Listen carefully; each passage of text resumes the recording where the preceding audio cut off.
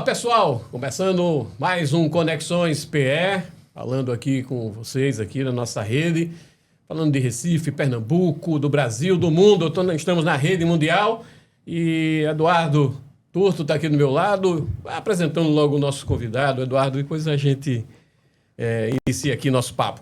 Olá pessoal, hoje o tema é McDonald's no Recife. Participação aqui do nosso empresário Mário Jorge Carvalheira, tá?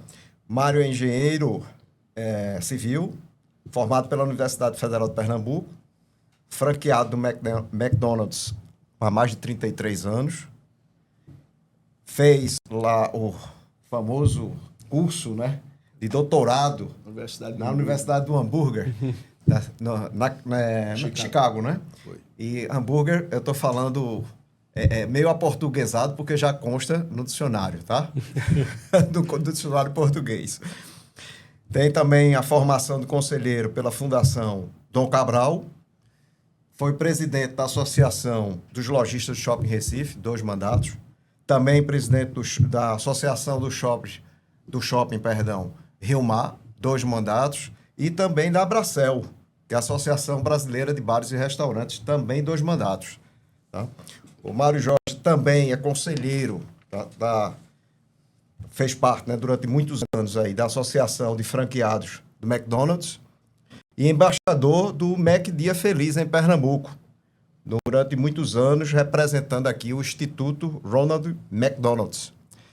Hoje, ele já fez esse processo, né, sucessório para os filhos, né, Mário? Exato. E fica dando sua contribuição à sociedade e aos empresários, fazendo parte aqui do conselho da Abracel, do conselho da Loshop, que é a Associação dos Lojistas dos Shoppings de Pernambuco, da Associação também dos Lojistas do Shopping Recife e também conselheiro da CDL Recife. Muito obrigado, Mário Jorge, pela sua participação, viu? De nada, é um prazer. Bom dia, Beto e Eduardo. Falar sobre McDonald's é uma coisa, para mim, muito prazerosa. Contar um pouco também da minha história. Estamos aí para isso, estamos aqui para isso. Deixa eu pegar esse gancho que o senhor levantou, sobre seu início, sua trajetória de empreendedor, né? Como é que imaginou trabalhar no ramo de alimentício? Veja, Beto, a família Carvalheira tem por tradição ser profissionais liberais, professores, funcionários públicos.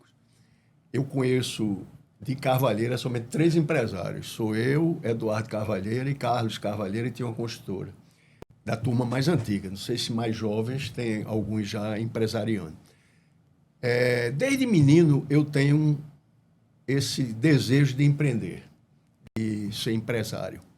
Antes de me formar ainda como estudante de engenharia, eu montei uma boutique no Hotel Miramar, quando ele inaugurou, que foi um maior sucesso. Anos foi a grande referência de hotéis em Pernambuco. Na galeria do Hotel Miramar, eu montei uma boutique. Quando me formei, abandonei o ramo de confecções e singrei para trabalhar como engenheiro. Nessa altura, eu já trabalhava como engenheiro da construção do Hotel Miramar. Quando ele terminou, eu passei a trabalhar na construção do Hotel Salvador para Hotel na Bahia, né, ainda como engenheiro. E depois eu voltei para ser diretor da empresa de Monte Hotéis e de Salvador para Hotel. Eu herdei a praia de Porto de Galinhas do meu tio, padrinho, tio avô e padrinho, e empreendi lá o loteamento Recanto Porto de Galinhas, que foi o início de tudo aqui naquela região de Porto de Galinhas. Então, paralelamente, eu tinha uma atividade de loteamento que cresceu muito, fiz vários loteamentos, Recanto Aldeia, Recanto Carpina, Porta Florada em Gravatá, e algumas construções civis. Trabalhei também no grupo J. Torquato na construção da Companhia de Aço Nordeste, uma fábrica na Ibiribeira muito grande, e Hoje é uma loja de automóveis, junto ali do Atacadão, por ali. Mas é uma construção de fábrica industrial, tem ponte rolante, coisa muito boa. E também trabalhei na construção da terceira etapa do Hotel Miramar. Bom, nessa altura do campeonato eu virei diretor do grupo, trabalhei, depois saí e fui para a Bahia, oeste da Bahia, onde eu fiz um projeto de irrigação na cidade de Correntina, que naquela época, 50 anos atrás, era uma coisa louca. Não tinha nada. Eu andava 90 quilômetros na areia, no areal, para chegar da BR-020 na sede da fazenda. Isso me fez refletir. Cheguei a implantar um projeto de irrigação de 600 hectares, plantei arroz, soja, fui pioneiro para plantar trigo na Bahia, plantei trigo. Um suporte muito grande dos órgãos federais, né, de agricultura, que é uma coisa maravilhosa, e, principalmente no oeste da Bahia e no sul, dá um suporte muito grande, que é a Embrapa, né? Eu encontrei lá um cientista meio doido que me estimulou a plantar trigo e eu tive uma colheita que não tinha onde entregar, porque trigo só se entrega ao governo. Era na época, exatamente. Nos galpões de governo. Então, eu andava no oeste da Bahia com trigo colhido e tive que entregar em Brasília. Foi um empreendimento. Mas por aí fui.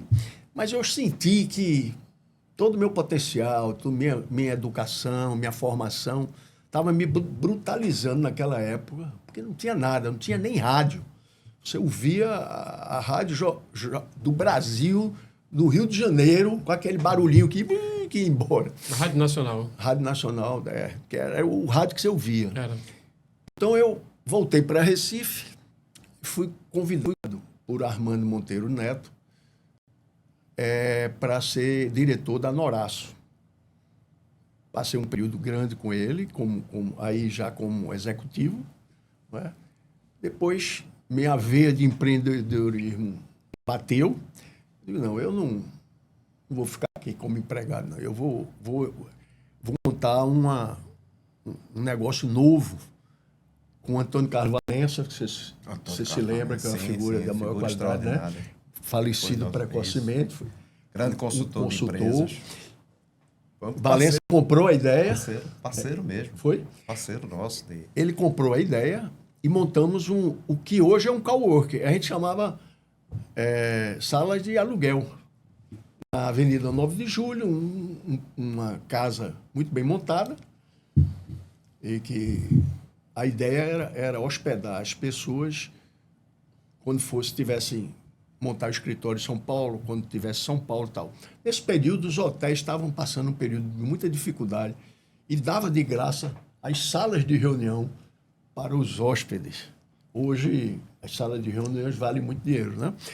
E aí a gente teve essa concorrência, o negócio não foi tão bem. Sim, e quando eu fui para São Paulo, eu fui avisar a Armando, tô indo embora, tô indo montar esse negócio. Ele disse, Mário, vamos botar a Noraço em São Paulo. Você abre. E aí eu entrei como sócio dele na Noraço Paulista, uma distribuidora de produtos siderúrgicos lá em São Paulo, na Rua da Moca, na Rua Henry Ford, na Moca. Bom, estou vivendo esse período de São Paulo, quando vi na revista Pequenas Empresas e Grandes Negócios, aí começa a história do McDonald's. Um artigo com Peter Rodenbeck, que trouxe o McDonald's para o Brasil, dizendo que estava montando um projeto Nordeste e que iria fazer seleção de franqueados para Ceará e Pernambuco. Eu lembrei-me, eu tenho um irmão que foi colega de Peter Rodenbeck no Banco Garantia, eles eram diretores.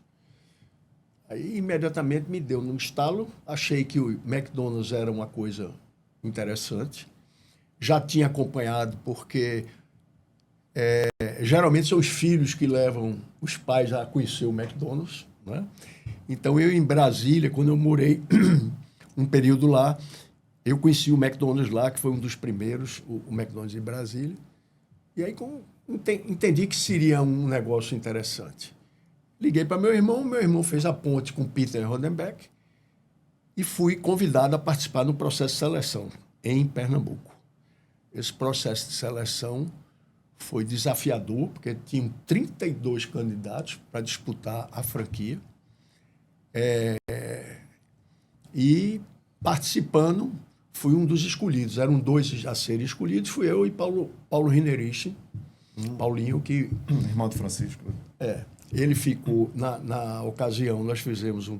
Aí entramos numa... O processo de seleção é rigorosíssimo e duríssimo. São on-job experience, OGI. Você passa 3 dias em loja, trabalhando e sendo entrevistado por todo um quadro dele. E ainda hoje é assim. Para a seleção até de um gerente McDonald's, você sofre esse processo. Então, nós 2 fomos escolhidos e iniciamos nossa trajetória no McDonald's de treinamento. Vamos passar aí para Eduardo para falar. Nesse período, Mário Jorge, veio à cabeça alguma outra alternativa paralela ou você focou exatamente como tudo começou, né? E o que levou você a entrar numa área que não era tua praia, né? No momento você não tinha muita experiência naquilo tudo. Eu tinha, mas assim, no meu período de hotelaria, certo. Eu trabalhei com alimentação, né? Certo. Só que era uma alimentação diferente, restaurante de alto padrão. Se bem que no Miramar teve a famosa coffee shop. Sim. Coffee shop. Exatamente. Que foi... Sim. Nós, como jovens, naquela época, frequentávamos a coffee shop, né? E eu tinha esse conhecimento. Mas realmente foi uma ousadia. E mais um... Bom, escolhi a marca por si só há 35 anos atrás. Foi em 91, há 34 anos atrás. Não era como é hoje. Hoje é muito mais fácil escolher a marca. Naquela época era pouco conhecida. Porém, já despertava em mim um entendimento de que seria uma coisa interessante.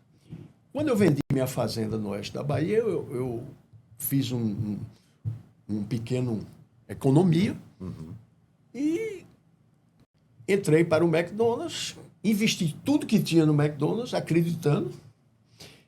Era um processo difícil, porque fui para o Rio de Janeiro, passei 10 meses no Rio de Janeiro, a franquia não investe em você, tudo com seus recursos próprios, que eles chamam de despesas pré-operacionais. Então, eu aluguei casa, fui morar no Rio, fiz meu treinamento de 4 meses, começa no chão. Tem um fato até interessante, eu estava na loja de Cinelândia, no Rio de Janeiro, num período de Natal, na batateira, fazendo batata, quando um empresário, alguém de Pernambuco chegou lá e disse: aquele é Mário Carvalheiro? Eu disse: é. Aí, coitado, ele deve ter pensado, quebrou, está de atendente do McDonald's no Rio de Janeiro, né? E eu estava fazendo batata, literalmente, né? Você passa por todas as estações, é um treinamento ousado e realmente muito, muito interessante. Então, esse pré-operacional, depois de 4 meses, você, de chão, de loja, como a gente chama, você entra nos períodos de cursos, você tem a faculdade de cursos locais e lá no exterior, que foi a Universidade de Hamburgo, que você citou, em Chicago. Hoje essa universidade é em São Paulo para línguas latinas. Quem fala português e espanhol vem para São Paulo, no mundo todo. Aqui na Universidade do Hamburgo. Hoje fala um pouquinho da parte de gestão e expansão. Certo, pouquinho. Claro. Hoje são 12 unidades. Né? E como é que é esse processo de expansão? O que é que você considera essencial para ter o sucesso? Veja, o sucesso é operar bem e ter resultados, né? Tá. Agora, para operar bem e ter resultados, você precisa no caso do McDonald's, eu diria que no caso geral, você investir em pessoas. Então, ninguém é nada na vida empresarial se não tiver pessoas preparadas e treinadas para isso. O McDonald's dá um suporte fabuloso atrás disso. É uma franquia que realmente está do lado do seu franqueado. O franqueador do lado do seu franqueado. Ainda tem um terceiro, que é o fornecedor. Porque o McDonald's, ele não é centralizador. O fornecedor é todo contratado por ele apenas fiscaliza os seus fornecedores, como fiscaliza os seus franqueados. Então, é isso. É uma cadeia linear. É uma cadeia linear. Não é uma coisa da pirâmide, não. Ele olha Não. McDonald's, olha. Inclusive, o funcionário está nessa linha também. Também. Nessa linha linear. O franqueado e o fornecedor. E o fornecedor, também. os funcionários, quer dizer, eles têm uma atenção para o funcionário. Total. Hoje, pela minha experiência, eu digo que eu sou contrato, só se torna, cresce na minha empresa o que entra pelo chão. Tem o que a gente chama ketchup na veia, em vez de sangue. Porque já tive várias experiências de contratação de trainees externos, é muito difícil sobrar um. Porque é muito difícil você trabalhar todos os fins de semana, trabalhar quando todo mundo está se divertindo, você está trabalhando. É preciso você ter o amor e gostar do que faz. Isso acontece com hospitais, quem trabalha em hospitais, em hotéis, que são abertos até 24 horas, né? Agora o McDonald's está abrindo 24 horas também, então virou igual, né? Na realidade, então, é preciso ter muita vocação. Então, você não consegue quadros se não for começando com os seus atendentes. Daí você tem que ter um cuidado muito grande com eles. Geralmente são jovens, primeiro emprego, e de uma classe média-baixa e baixa mesmo. Então, é um investimento de educação, investimento até da educação doméstica. Isso. Você dá, certo? Entendi. Só para uma curiosidade, o presidente do McDonald's do Brasil hoje, Rogério Barreira, começou como atendente numa loja em São Paulo. O presidente do McDonald's da Arcos Dourados, que é a maior franquia do McDonald's no mundo, da Argentina, que é do Brasil também, da América Latina, Marcelo Rabá, começou como atendente numa loja da rua Florida, na Argentina, em Buenos Aires. Então, A famosa Calha Florida. Caja Florida. Hoje não é mais essa coisa tão... Esse glamour todo. Esse glamour que tinha naquela época. Verdade. Mas a McDonald's lá é uma McDonald's maravilhosa, enorme, muito, muito bem instalada, e ele começou lá como atendente. Então, mostra o quanto é importante o investimento nas pessoas. Eduardo. Mário, você falou bem aí, de fato, a McDonald's se notabilizou muito, né, por essa boa assistência ao consumidor, ao cliente, bem treinado, o pessoal fora de série, né, show de bola com relação à educação, ao tempo, né? E como você falou, essa questão da educação doméstica mesmo, né? Vários empresários, quando a gente conversa, quando coloca para dentro, falta isso, até detalhes como cortar a unha, né? Se maquiar. Cortar a unha, se maquiar, no caso, né? Das mulheres. Das mulheres, enfim, cortar o cabelo por conta dos alimentos, enfim. Então, mas assim, com relação a Pernambuco e os seus concorrentes, né?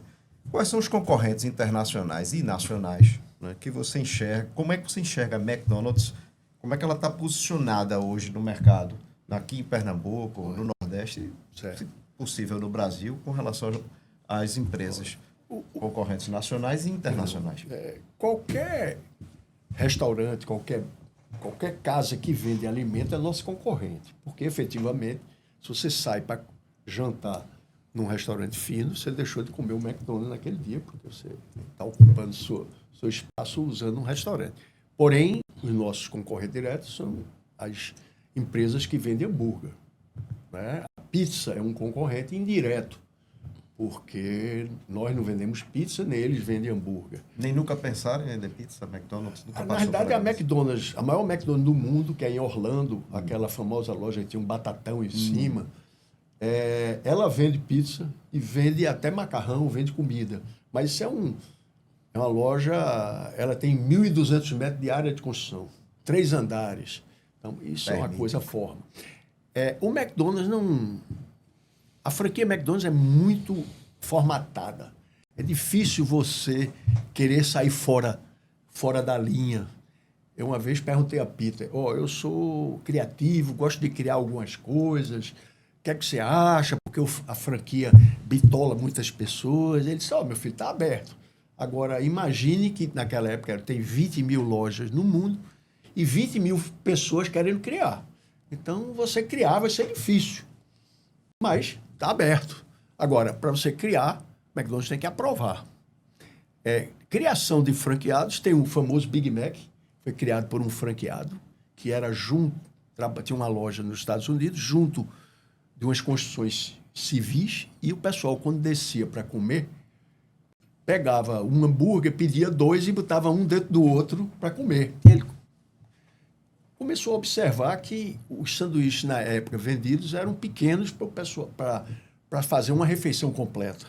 Ele criou o Big Mac.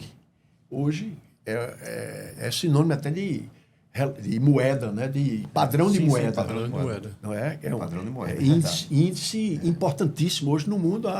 O Brasil está com o McDonald's mais caro do que os Estados Unidos, tal, na moeda. E também teve um que criou com a água o M. Se você joga num certo grau 2 mangueiras, ele faz um M de água, né? Uma criação também de um franqueado.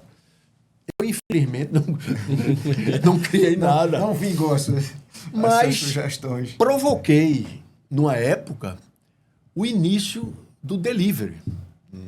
Eu criei a Mac Entrega na minha loja, eu e um grupo de 3 ou 4 franqueados. Um lá em Goiás, um outro em São Paulo, um na Bahia e eu aqui. Criamos a Mac Entrega. Mais ou menos que ano você... Foi há uns 15 ou 20 anos atrás. Início dos anos 2000.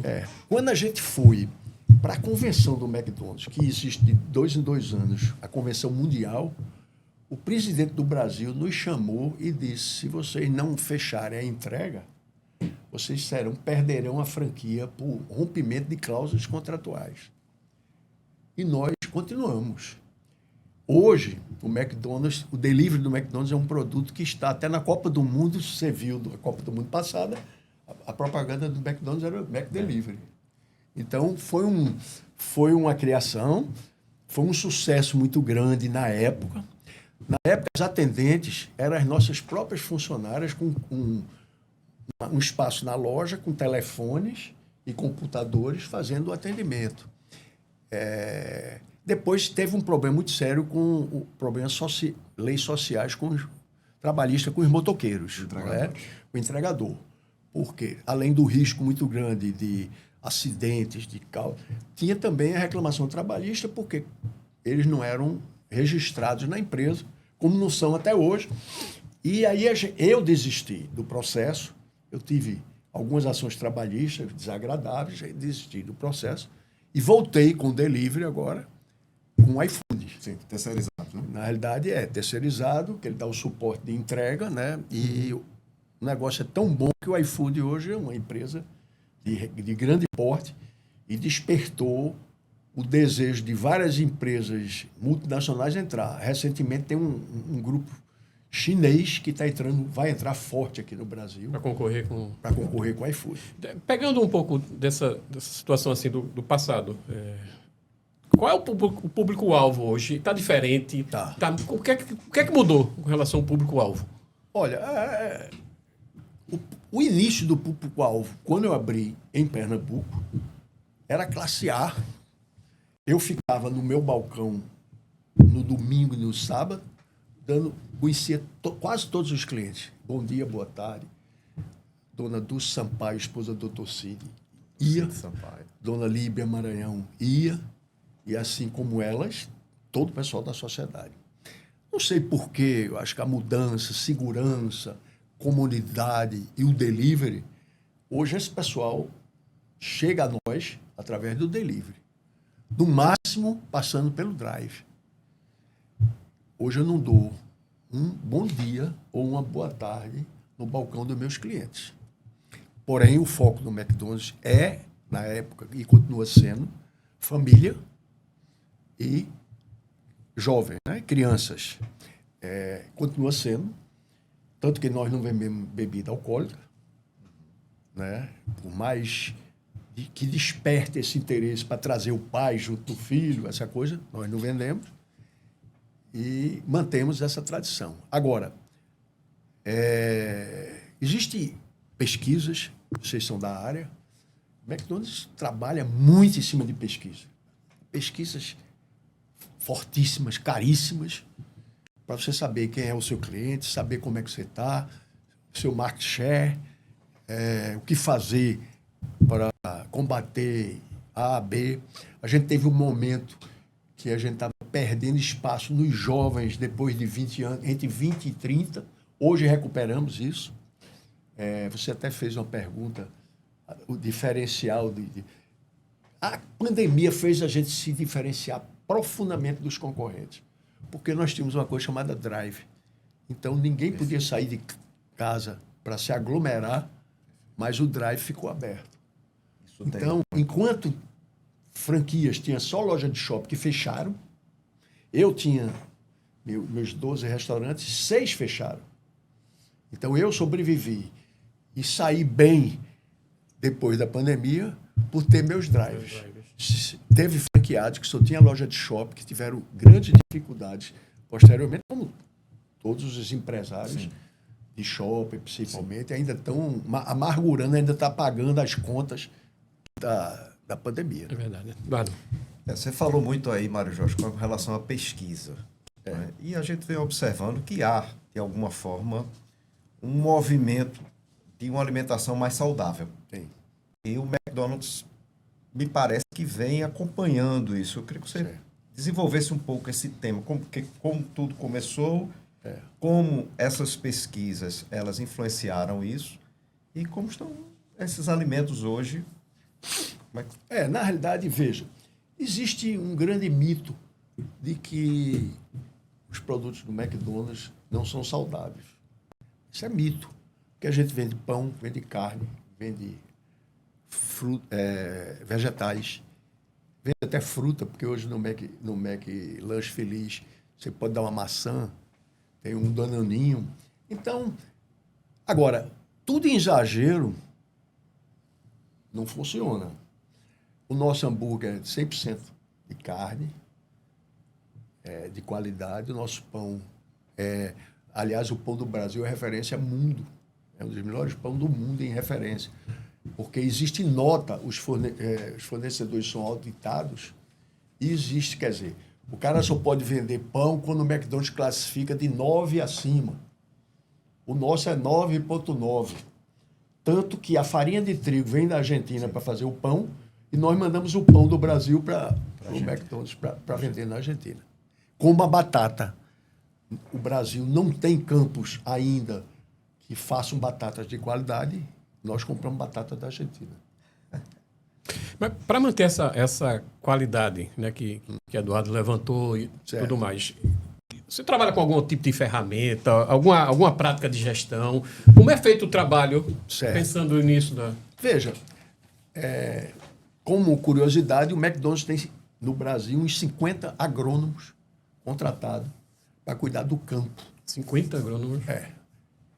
Nós cuidamos para as pessoas. Nós não divulgamos isso, aliás, como franqueados, estamos cobrando da empresa isso, o quanto é importante divulgar isso, para que o público tenha esse acesso.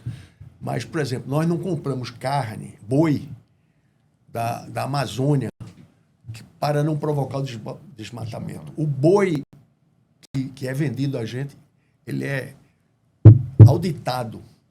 Você só compra boi onde não ataca o processo de desmatamento no Brasil. Então, isso é uma qualidade que o McDonald's tem. Tanto a nossa carne é um pouco mais cara do que os concorrentes, porque para o fornecedor de carne fazer isso tem um custo. Tem um custo dele botar um chip em cada boi para ele acompanhar. E a gente só compra um boi chipado que não está desmatando. Isso é um tomate. Tomate. Alface. Eu trouxe para Pernambuco, como bom pernambucano, a fábrica de alface, que é em Bodito. Tem ainda, hoje está lá. fábrica de alface que atende o Nordeste todinho. Você sabe que a fábrica de alface não pode estar perto, num raio de 2 quilômetros que tem um galinheiro, por conta de contaminação cruzada. Então, quando eu vim botar alface, eu levei o pessoal para Vitória de Santo Antão, que tem aquele cinturão verde, muita alface plantada. Tem galinheiro ali perto, não pode. Também tinha um problema de altura, de altitude e temperatura. Então, o McDonald's escolheu bonito, foi feito o plantio, encontrou um empresário que investiu, e a fábrica está lá montada e fornece, porque o nosso alface ele é todo processado, ele é plantado, acompanhado por a gente, depois ele é cortado, picado e colocado em sacos de 2 quilos que vem para a loja refrigerado. Certo?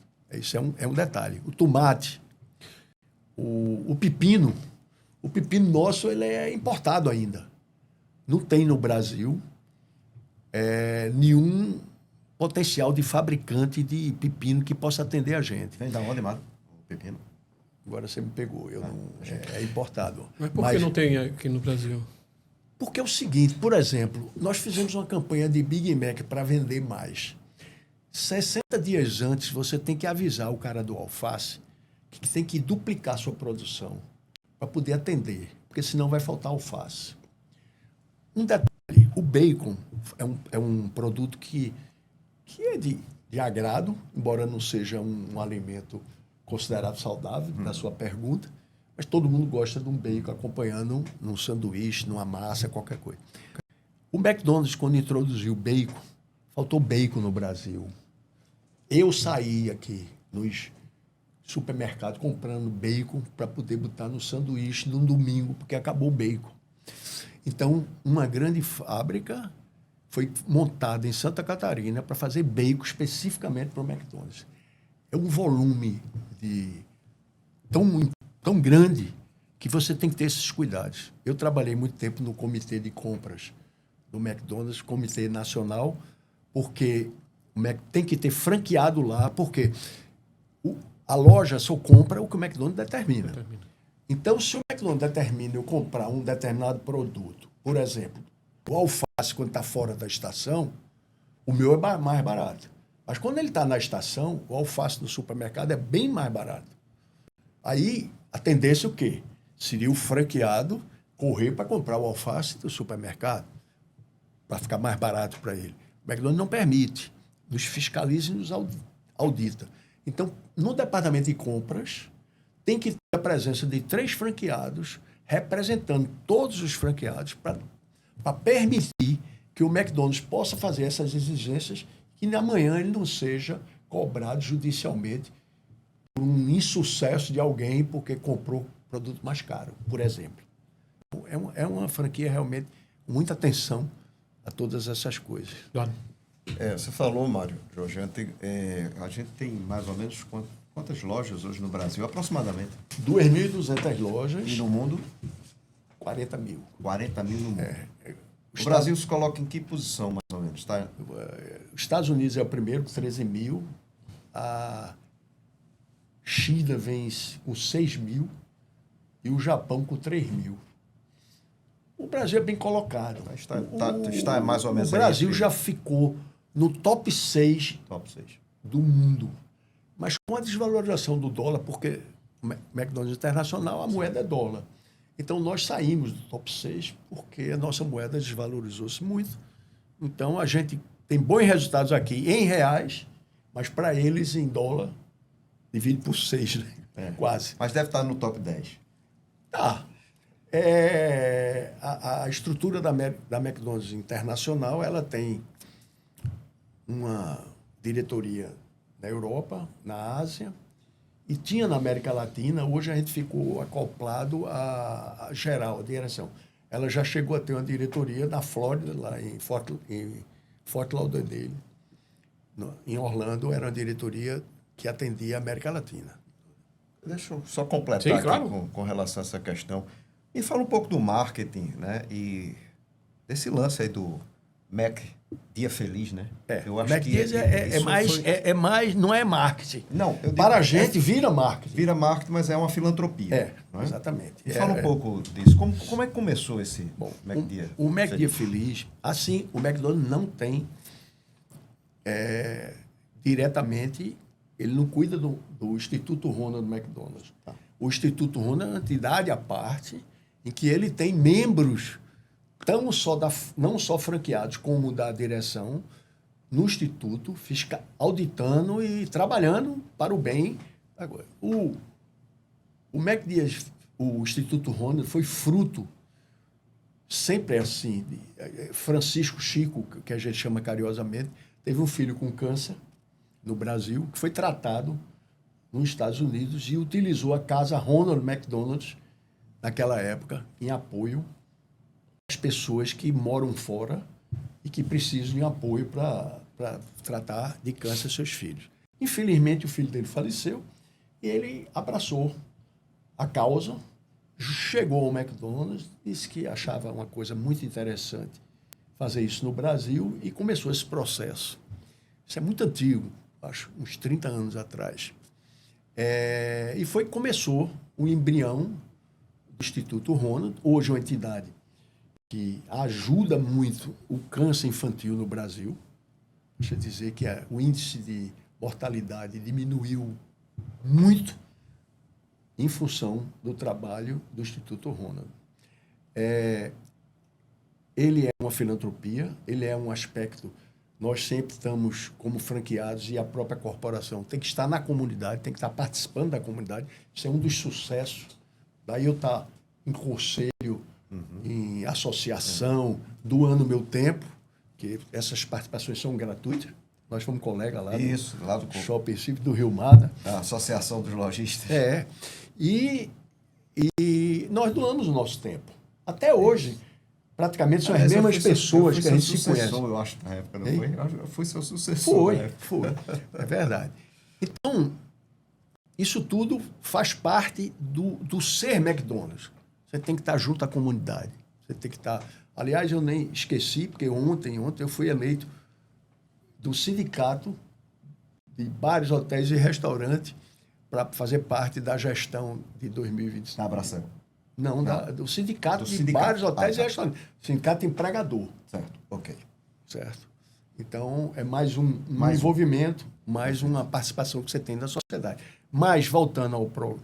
Então, hoje, funciona como não como marketing, que não foi feito para isso, mas funciona uma imagem como imagem institucional pra gente, boa. Certo? Muito. Qual é a periodicidade exatamente? É um dia a cada período? O período. Um dia anual. Anual. Um dia, todo o faturamento. Todo o faturamento do Big Mac. Do Big Mac. É o carro-chefe hoje?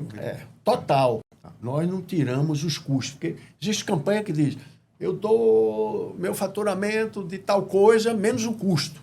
Certo. O nosso custo é assumido pela gente, é total. Menos impostos. E, geralmente, os governos, no caso aqui, a governadora e outros governos anteriores, dão isenção do imposto em causa... Nesse dia. Nesse dia, especificamente. Big Mac, só do Big Mac. Esses valores, eles são expressivos. São expressivos, assim, e vão para as instituições locais? Vão. É algo mais nacional? Há uma reclamação do franqueado, quando ele trabalha no seu estado, querer que aquele dinheiro arrecadado do estado fique aqui. Mas já existe desequilíbrio. Por exemplo, se você for a São Paulo, a arrecadação de São Paulo é tão grande que já parte desse dinheiro vão para outros estados ajudar aqueles que estão começando. Certo. Também isso é uma filosofia do McDonald's a nível de fornecimento. Imagina você abrir uma loja em Tocantins, quanto é seu custo para chegar lá? Então, ele é diluído por todos. Feita a conta, então eu compro a minha carne igual São Paulo compra, igual Pernambuco compra. Diferente apenas os impostos. Certo? A gente está aqui na reta final aqui, e eu queria falar um pouco do futuro. Quais são os seus próximos passos para os seus restaurantes? O senhor pensa em diversificar negócios, abrir novas unidades? Qual é o pensamento? Isso é um momento até muito interessante, que é um momento da sucessão. Eu tenho 78 anos. E o McDonald's, os contratos de franquia do McDonald's são de 20 anos. A taxa de franquia é simbólica, $60 mil. A taxa de franquia. O investimento numa loja é bem maior. Então, o McDonald's chegou para mim há uns 5 anos, 6 anos, 10 anos, entre 10 e 5. Como você se vê daqui a 20 anos, numa revisão de negócio que a gente tem anual, eles vêm, toda uma equipe financeira, faz uma revisão inteira de seus negócios. E, nessa hora, você faz suas perspectivas para o futuro. Você não pode, como franqueado, determinar o seu crescimento. Quem determina o seu crescimento é o franqueador, em função de sua operação e do seu mercado. Por exemplo, eu acho que Pernambuco tem um potencial muito grande de abrir novas lojas, muito espaço em próprio Recife e pelo interior. Mas é preciso que o McDonald's ache. E eu tenho que chegar para o McDonald's dizer isso. Um exemplo muito recente é Porto de Galinhas. Falava de Porto de Galinhas há anos que eu venho falando. E o pessoal lá em São Paulo dizia, não, é sazonal, é isso. Então, eu trouxe o vice-presidente de imóveis, trouxe ele para olhar, até um dia de semana, ele escolheu um dia de semana, uma quarta-feira, chovendo. Eu disse, vamos visitar Porto de Galinhas, ele vai ter uma péssima impressão. Por sorte minha, não fui eu que paguei, tinha uns 40 ônibus e a praia lotada. Ele ficou impressionado, ele até brincou comigo, você pagou esses ônibus? Eu digo, não, E andei também, fui ao CUP, mostrar lá o desenvolvimento daquela área, que é estrondosa e tal. E ele convenceu-se, abriu a loja. A loja é um sucesso, abriu agora recentemente, está vendendo adoidadamente. Eu acho que em breve vai ter uma segunda. Então, a gente não determina isso. Eu, como empreendedor, quero abrir. Tanto que ele permite, eu como franqueado, ter outras atividades que não sejam de alimentação. Ele permite em off, porque no contrato eu não posso ter nada. Contrato de franquia, porque o contrato é pessoal. É de Mário Carvalheira. Eu posso montar uma empresa para operar, porque no Brasil você, na pessoa física, teria dificuldade. Aí eu estou divergindo da conversa, a sua pergunta é meu crescimento. Então, eu dividi recentemente, em janeiro, na sucessão, quando ele perguntou 20 anos, eu digo 20 anos, eu não estou mais aqui. Ele disse, pois é, nós vamos lhe dar uma loja por 20 anos. Então, você trate de trabalhar a sua sucessão. Então, nós trabalhamos a sucessão na empresa. Foi um projeto arrojado, a empresa é familiar, mas eu toco ela profissionalmente, tocava profissionalmente, cobrando, exigindo de todos que estão participando lá. Quem não tem jeito sai, não é obrigado a gostar de trabalhar no McDonald's, outros gostam de outras coisas. E assim foi, contratei. Na época, a Valença já estava falecido, mas eu contratei uma consultoria, Lindervani, que é uma grande... Aliás, Valença me deu um... Sempre foi muito atuante, né? Muito. Seria uma pessoa ideal para trabalhar isso comigo. Fantástico. Mas, pessoa muito boa. Saudosa memória. Mas aí, fizemos a sucessão. E no dia 1º de janeiro de 2025, eu tinha 2 empresas, porque também... Se você quiser, cada loja você pode abrir uma empresa. Tem franqueado, tem 12 empresas. É uma forma de operar, o cara, às vezes, alguma vantagem tributária que o cara possa ter. Não de ser pequeno, nem de ser... mas de umas ser lucro presumido, outras ser lucro real. Reais. Não dá para enquadrar no Simples Nacional todo, né? Não são simples, né? Não existe isso. Dá. Mas, então... Eu tinha 2 empresas, Maralco e Apple. Uma tomava conta de 6 lojas e outra tomava conta de 6 lojas. Exatamente se dividiu. Então, o ramo Carvalheira, que meu filho Frederico foi meu sucessor, ele fez meu treinamento, só com mais conforto, porque não foi morar. Na realidade, ele morou 4 meses em São Paulo. Mas o resto do treinamento e seleção ele fez por aqui. E Cláudio Pragana, que é filho de Marisa, que foi minha ex-esposa, ele ficou com a Apple. Então, hoje dividiu-se, tem 6 lojas cada um, 12. Ele abriu, a Apple abriu a Porto de Galinhas, e eu estou abrindo agora, em 16 de dezembro, vocês estão convidados, uma loja no Carrefour da Avenida Recife, no estacionamento. Já está em construção, ontem eu estive lá, já está levantada a obra e vai ficar pronta em 16 de dezembro, que vai ser uma loja para a Amaralco. Então, já passa de 12 para 14. Aí você me pergunta qual é a sua expectativa. Eu quero todas. A gente diz isso. Porém, o sistema tem lojas próprias. E eles ganham muito dinheiro nas lojas próprias. Porque ele não ganha só o royalty, ele ganha a operação. Então, é uma disputa muito grande. O mercado de Boa Viagem, eles têm uma loja na Domingos Ferreira, lá no fim, que é deles. As outras lojas são todas minhas. Então, a gente briga muito. Eu quero essa loja. Não lhe dou. É uma disputa. Nós somos muito associados e ligados, mas também temos desavenças profundas nessas horas. Mas sempre perdemos, porque o franqueado... Tem um amigo meu que diz que o franqueado é um empregado de luxo do franqueador. Eduardo, faça aí a sua última pergunta. Veja só, Mário, o país às vezes pune, né, o empreendedorismo. Com certeza. Né, as dificuldades que a gente tem, da regra do jogo. Não é fácil empreender no Brasil. Né?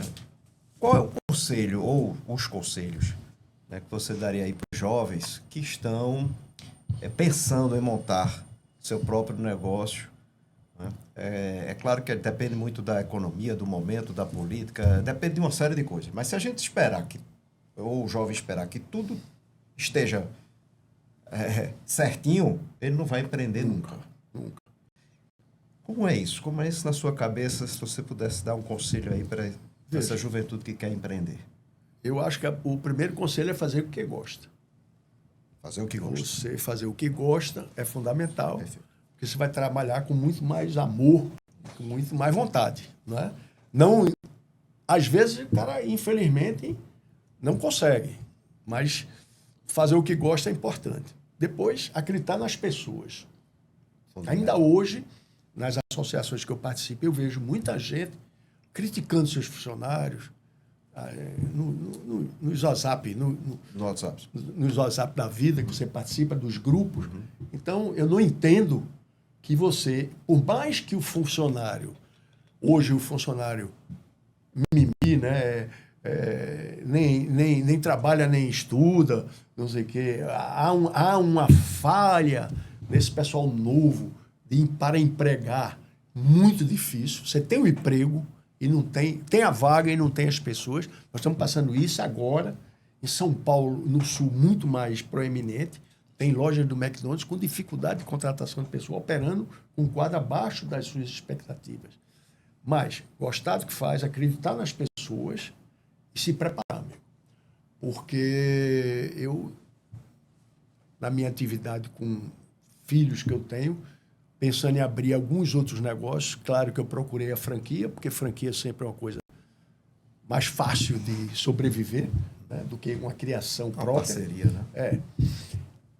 E eu encontrei várias franquias sendo vendidas irresponsavelmente.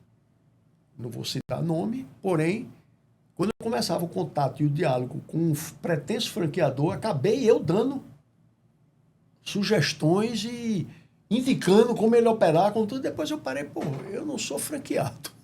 Eu não sou um franqueador. Quero ser franqueado. E o cara está colhendo de mim o meu potencial de capacidade de empreender. Aí só, tá fora. Então, escolher efetivamente uma coisa que tem um selo, que seja formada. Existe a associação de franqueados, Da né? qualidade, né? E que ela faz um selo, recomenda. Quer dizer, o cara ser associado àquela entidade já é uma referência, né? Então, o empreendedor... O pernambucano tem um espírito muito de empreendedorismo, não é?